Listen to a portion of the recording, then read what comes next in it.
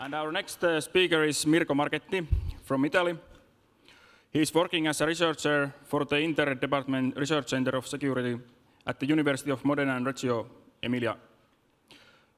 He is an expert in cooperative network intrusion detection and prevention, fault-tolerant distributed systems, high-performance systems for information security management, and cloud security. So please. Thank you for your introduction.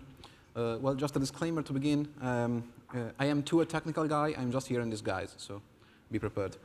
I'm here in this talk to share about you some results of our latest research about countering advanced persistent threats. And we are especially focused on helping security experts and system administrators that every day work hard in our networks to better detect advanced persistent threats. In particular, this kind of advanced persistent threats, or APTs for short, that tend to last quite a lot of time before being detected. So this is our main focus.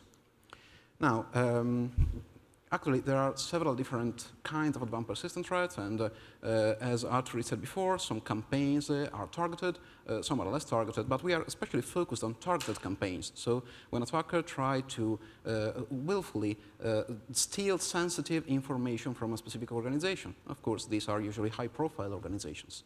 Or maybe attackers might be involved in sabotage. So they might want to destroy a system or render an information system unavailable or something like that.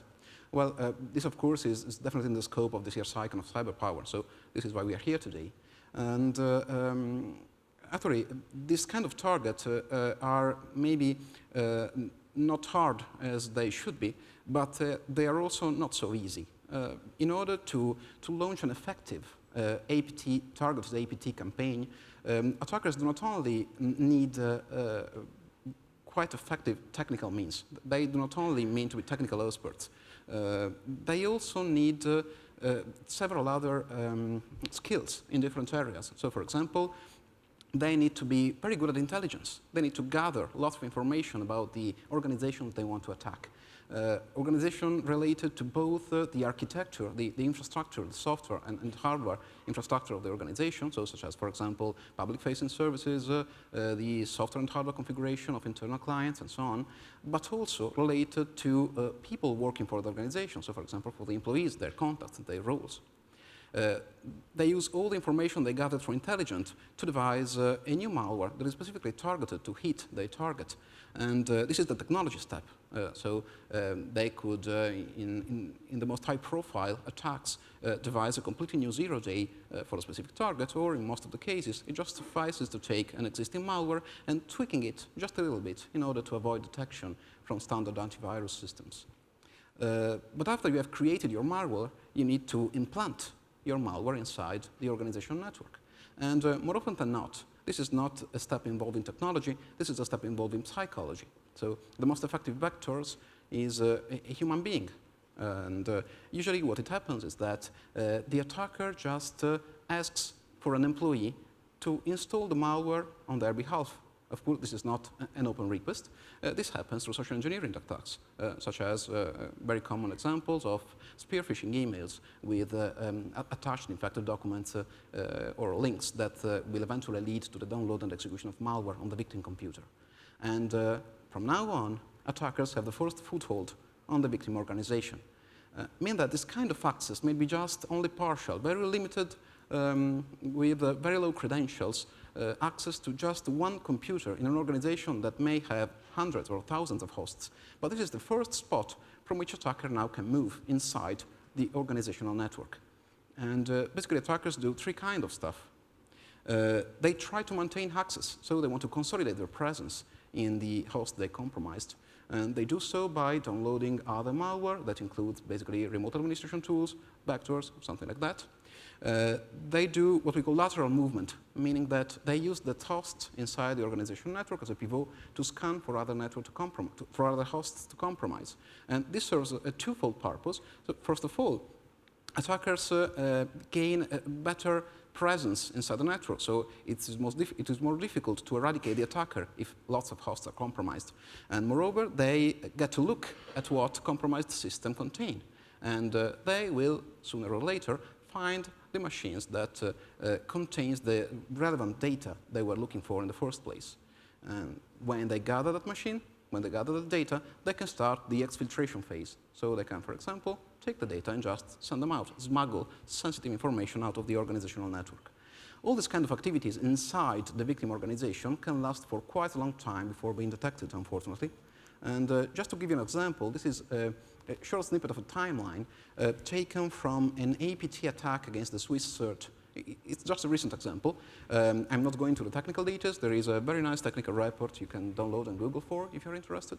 But what I just want you to focus about is that the security experts inside the CERT identified for the first time the attack on January 21st, 2016, this year. And after they have identified the attack, they studied it, they identified what they call indicator of compromise, and then they looked backward in their log files to see when the attack started and how, trying to reconstruct how they were attacked and how the attack propagated within their network.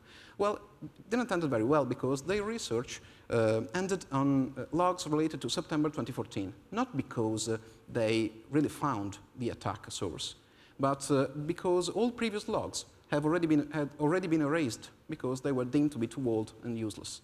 So we don't even know for how long attackers had remained inside the CERT network, but at least 1.5 years. And we will never know how much data they were able to gather and exfiltrate during this period of time. So the question now is why detection is so difficult? Well, this is because, as we've seen, and also as Arturi said in the previous presentation, advanced persistent threats are not only technical means. They also they are very human-driven. It's not a matter of machine against machine or software against software. It's a matter of people against people. So we do have advanced attackers, but what we lack usually are advanced defenders. Not because these kind of people do not exist. They do exist, but because most of the times organizations only deploy technical countermeasures. So our attackers know about technology, about intelligence, and about psychology, but our defenses are limited about technology, software that we can deploy in the network appliances. Mind, you need them. I'm not going to say that you don't need a firewall, you don't need an intrusion detection system. Of course you need them. They protect you from the vast majority of attacks out there, but they are not able to protect you against a targeted APT campaign against your organization. So what we need, basically, since we have advanced attackers, are advanced defenders. Defenders that are well-versed in intelligence. Because how can I defend my organization if the attackers I'm trying to defend against know more about my organization as I do? So I do have to think as an attacker and gather the data I need. I also need to know about psychology. I really have to think about attackers do. Because even in the best case, when technology works, technology is just able to generate alerts saying, you know what, I saw a strange packet here, strange packet there, a little malware infection there. But there is need for someone to interpret this data and to be able to correlate and connect all these dots in order to reconstruct an advanced attack strategy. So my point here is that we need to keep humans in the loop. So we need to have domain experts, we need to have security experts working for securing our networks. Well, the main issue with security experts is that their time is few and the hosts to check are quite a lot. So they cannot just go throughout a complex organizational network every day. This is why we came out with the OSPEX framework. It is just a framework that is intended to help human analysts by allowing them to focus their scarce resources on few hosts that are more likely to be compromised out of the hundreds or thousands of hosts that comprise a complex organization. So it's not exactly detection. We are not saying, you know, that is an APT campaign. We are just signal you that that host is behaving weirdly and that you should really check that host, even though that host might not be infected. The framework takes as input several kinds of information. So our main source of technical information is network traffic. We analyze all the network traffic generated by internal hosts inside an organization. Why we do that? Well, because even in large organizations, it is quite feasible to analyze all the network traffic by putting a limited amount of network sensors, provided they are well placed. On the other hand, if we would have liked to to analyze all systems detail, so everything that is going inside every computer in the organization, we would have the need to deploy new software agent inside each computer in the organization, and that is much more complex and much more difficult to do and to manage in the long run. The other source of information we use is an asset list. Mind that that has not to be intended as a comprehensive asset list, as a comprehensive configuration management database. What we need is just a list of all the computer and devices within the organization, with a separation between client devices that are used by people and server devices. And for client devices, what we need is information about the employees to which the device has been handed out. So we want to know who is responsible, who is using that device. The last kind of information we need is basically OSINT, so open source intelligence, gathered from social network or public websites. And we will explain better at that point later. So, what we do with this kind of information? Well, the first processing we do with information is computing what we call the compromise indicators. These are technical indicators that we compute analyzing network traffic, and we are basically, in our current version of the framework, 3 different indicators that are designed to analyze traffic and find traffic patterns that might be linked to common activities performed by an APT campaign. So we have an indicator for maintaining access phases, in which we basically try to identify when compromised hosts talk to the attacker that is controlling them. We do have an indicator for lateral movement, in which we try to identify infected hosts that are basically scanning the network, trying to find other hosts to compromise. And we have an indicator about data exfiltration. Now, for time reasons, I'm not going into detail into all these indicators. Of course, if you're interested in the details, you can find them in the paper, or you can ask at the end of the session. I'm just giving a few more details about data exfiltration. The problem with data exfiltration is that our ability to detect data exfiltration really depends on how the attacker exfiltrates data. If you're lucky, the attacker just finds a bunch of data, so large bunch of data, like 1 gigabyte, 10 gigabytes or more, and tries to smuggle the data out of the organizational network as fast as possible. This is basically a high and fast data exfiltration, and that is quite easy to detect. This is just, in the table, you can see the performance of a simple detector just based on analyzing the amount of traffic that is going out of the network, applied to a quite large network. It's a network with about 6,000 to 7,000 active hosts per each day, so it's quite a large network. And we can see that we are always able to detect quite easily data exfiltrations of at least 1 gigabyte or more. On the other hand, performance are terrible if data exfiltration is 500 megabytes or less. So we are not able to detect this kind of exfiltration. Now, mind that 50 megabyte is just a daily site. So an attacker that stays in the network for quite a lot of time might be able to smuggle quite a lot of data, 50 gigabyte at a time, 50 megabyte at a time, I'm sorry. And we do have some contribution in this field. We just came up with a better detector that is actually able to increase the detection rate also for low and slow data exfiltration. As you can know, it's not perfect. It can be improved, but it is just a clear improvement over the state of the art. So we have 500 megabyte that we can detect quite reliably, and even for small exfiltration, like 50 megabyte per day, we have a quite good detection rate that basically depends on the host that the attacker selects as a source of data exfiltration. Of course, these results are just applied to one big network, so they may vary depending on the network traffic profile and other characteristics. So we compute our 3 compromise indicator, put all of them together, and what we end up with is just a score for each client. So we compute a score for each client inside the network based on their network traffic behavior. Then we rank all hosts based on that score, and we end up with a list that basically has in the first place hosts that are more likely to be compromised, hosts that should be attentioned earlier by security experts. And just to show you how effective is this approach, you can just take a look at the slide. I know it is a mess. In that slide, each point represents one of the 6,000 hosts inside a client network. And it's very confusing. You can also see from there that the problem of handling 6,000 hosts is quite unmanageable. Right? On the y-axis, we have the compromise score. So hosts, which means dots, that are higher in this diagram, are dots, or hosts, with a higher compromise score. So by statistical means, we can just separate hosts whose compromise score is statistically significantly different from the score of the vast majority of the hosts, and single out, in that case, just about 100 hosts out of 6,000 that compose our network, which is, I mean, the problem is just becoming more manageable from a human analyst. But this is not the end. This is just an intermediate result. Now we take this list of about 100 hosts, and using the ASIC list, we associate each host, each client machine, to the people that uses that client. So now our attention focuses from machines to persons using these machines. And using open source intelligence, what we do is basically crawling social networks to compute what we call exposure indicators related to a particular person. Why do we do that? What is our target? Well, what we want to do is to try to identify which employees among my organization might be the low-hanging fruit for an attacker. So which employee might be more easily targeted by a social engineering attack, such as, for example, a spear phishing email.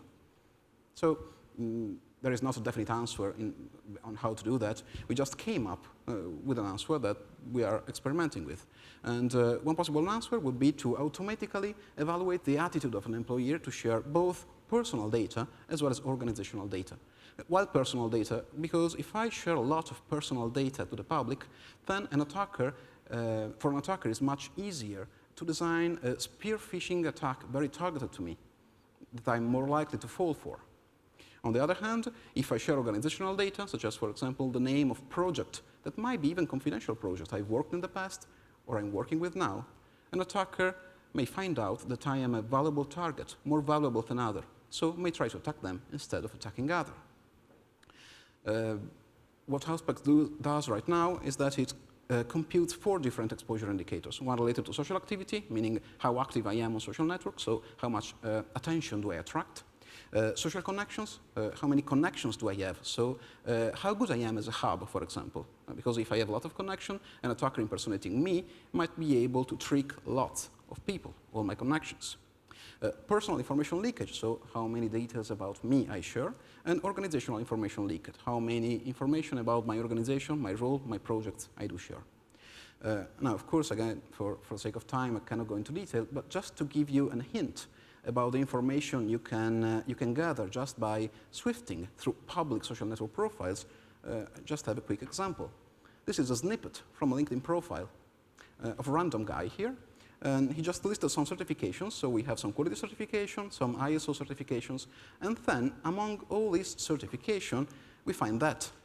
For those of you who are not Italian, I have a translation here. This is an Italian security clearance. This is required to handle confidential and secret information. Of course, this kind of information is not given to anyone.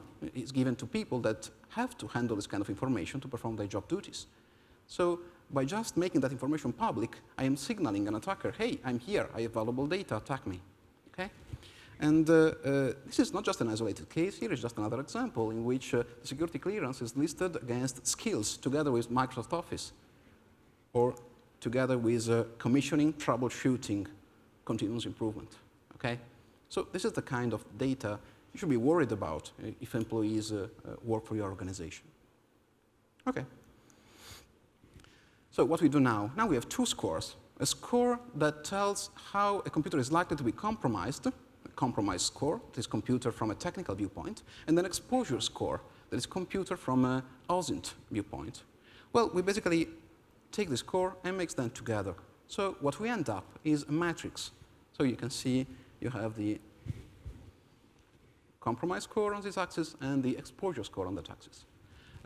Dots, again, represent hosts inside my organization. Well, hosts and the people that use them. What we end up, of course, is that dots that are higher and on the right in this chart are dots that are more likely to be compromised, that are extremely suspicious because they combine both anomalous network behavior together with a very high exposure to social engineering. So these are the hosts on which security experts analyzing my network should focus their limited attention. And of course, once these hosts are cleared, it's free to go for all the other hosts in decreasing order. There is also a further study that Auspex now supports, and it is propagation analysis, meaning that I can take all these hosts that I consider suspicious, and I can just look if they are connected together. I'm not talking about physical connection, but about logical connections.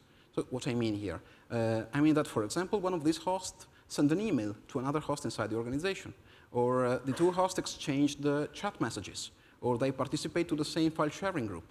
So if my organization has an internal way of communication, and if I can access the log of that internal communication mean, then I can draw graphs in which nodes are compromised, well, suspicious hosts, not compromised hosts, and vertices are the communication that these two hosts entertained. So I can draw up this nice little cluster that may be of use for a defender, because they may be helpful in identifying or studying possible propagation of malware inside the organizational network. So to conclude, I just presented you Auspex, the framework we devised, and some of its early results. I stress that the main goal of Auspex is not to identify APT, but just to help security analysts and security experts working for your organization to better focus, to make better use of their limited time and resources by focusing on the most suspicious hosts. This result is achieved by combining three very different kinds of data analytics. So we do have several algorithms borrowed from big data analytics applied to network traffic, because as you might imagine, a network with 6,000 to 7,000 of active hosts generates quite a lot of traffic to be analyzed. We do have open source intelligence gathered from external social network, and we also have information about intra-organization information sharing. And that's all. Thank you for your attention. I will take your questions. Thank you. Again, please raise your hand and wait for the microphone.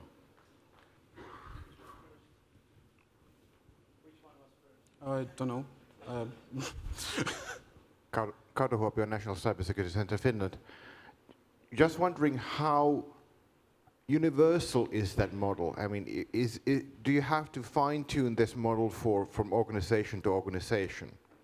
And the second question is, do you, for this monitoring of inter-organization lateral movement of anomalous traffic, you actually have to be able to monitor the whole network from every point, if I got it right. How you can envision that to be done? Is it every server or every client should have a add-on program for monitoring? Or actually, can you do that on a network side for the whole network? Okay, understood. I'll try to answer in order. So there are some aspects of this framework that are quite universal, meaning the algorithm that you use to analyze network traffic, they do not have to be specifically tailored to any environment. They just pretty much work. On the other hand, since we rely, for example, on an asset list, we need to be able to read the asset list of that organization. Also, we need to be able to connect people with devices, with client devices. So if an organization doesn't have this kind of data, then Auspex, it's quite difficult to apply. On the other hand, as it is present, it is just a mean to adapt Auspex to ingest the data, and it pretty much works. So this for the first time, for the first questions. For the second question, yes, in order to be able to effectively detect lateral movement, you need to be able to analyze all traffic flowing inside the network. If it is feasible or not, it really depends on the physical organization of your network. So in a well-designed, well-defined network in which we have few central switches that act as a hub, and in which it is not possible to attach hub derivation, so these are quite controlled network, typical of large organization, very structured organization, this activity can be performed. Of course, it is not sufficient to have just one network traffic sensors. You need to deploy several traffic sensors. The number depends on the structure of the organization. You just take your central switches and configure a monitoring port or a spam port on there and connect to them. So this is the way to do that. It doesn't come at no cost, but in most of the cases it is feasible. Silke Holtmans, Bell Labs. Just a brief question. You showed how you crawl social networks to get this kind of vulnerability scoring. Are you aware that also attackers use this kind of automated scoring means or similar automated means to find vulnerable ways into an organization? Actually, I'm not exactly aware of that. Maybe Arturi may ask your question better than me. However, well, if they're not doing now, it's probably something they're going to do in the future. So. Okay, there's one more. Hi, Andrea Vance, University of Maryland. I worked with the Defense Information Systems Agency, and for 10 years, part of a project that dealt with the same issue. And I agree with everyone talking about APT, the advanced portion of that title, is sort of, belies the fact that those initial attacks are always spear phishing or malware drops that come from repetitious means, but there is a point in which it does become advanced. One of the things that we saw very challenging was looking inside the packets. The command and control was encrypted. The lateral movement was very difficult to discern whether or not. So your scoring mechanism is a novel approach, looking to identify suspicious hosts. We looked outside. We looked at the aggregated traffic going to destinations. But again, the advanced nature came in because they throttled the traffic, how often they beaconed. We were successful in coming up with an algorithm. But we only knew we were successful because we could go back months and months and months and attribute those suspicious APT reports with intel that came out later that those actors actually use those APT techniques. So my question is, how confident are you that this approach actually detects APTs? Because for us, there was a great delay with attributing that behavior towards any known APT. Does that make sense?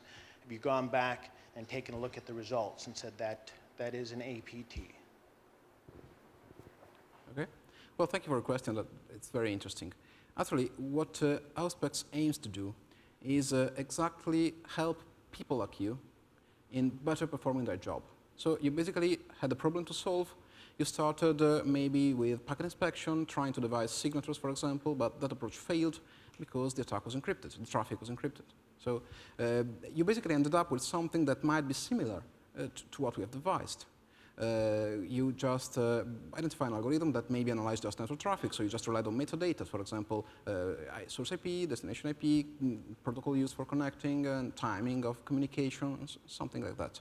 Well, these are all algorithms that can be embedded inside Auspex. So when you compute, for example, algorithm for lateral movement, we are not claiming that we have the definitive algorithm for detecting lateral movement, because, of course, APT is going to adapt. So given a specific algorithm, if this goes public, then attackers are just going to change the way they implement their command and controls and evade detection, exactly as they do with antivirus. So the main point here is not to be able to come up with a system that is able to immediately detect APTs, because I don't sincerely believe this is possible. At least I'm not clever enough to come up with such a system. But just to end up with a framework that will help you in carrying out this kind of analysis, so that next time you have to deal with a new APT, or you suspect that there is an APT inside your network, you have a framework to work with. You know that algorithm for traffic analysis goes there. You know that if you want to analyze the email of your employee, it goes there, and so on. So just to sum up, Auspex, in its current form, it's not able to identify immediately an APT.